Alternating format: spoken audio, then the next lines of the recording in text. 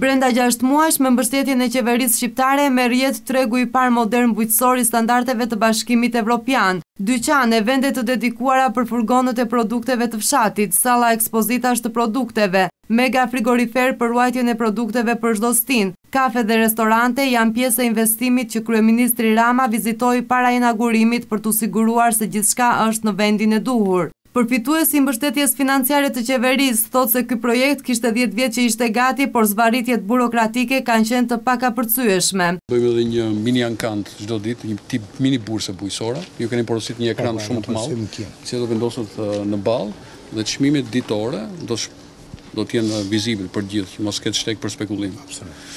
Gjë shumë pozitive. Se duhet ta fusin këtë mekanizmin e transparencës së çmimeve. Një nga qëllimet kryesore të skemave ishte formalizimi. Përmes këtij tregu gjigant, tashmë është më e kontrolluar edhe tregtimi, por mbi të gjitha formalizimi.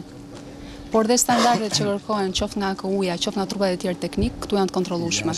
Ne jemi shumë mirënjohur sepse me këtë nuk është problemi vetëm i kësaj zone, po na nderon edhe na jep mundësi ta promovojmë si shembull suksesi edhe për zona tjera, që të fillojnë njerëzit të shikojnë një perspektivë tjetër me këto tregjet bujqësore, edhe të sjellim këtu dhe njerëz nga vende të tjera të marrin shembull nga veriu në jug, që këtë eksperiencë ta çojnë edhe në vendet e tyre para se të shkosh ti, se të mund të zhvillohesh ti, të shkosh nëpër zonat e tjera. Në këtë treg pritet të punësohen të paktën 300 persona nga zona e Elbasanit.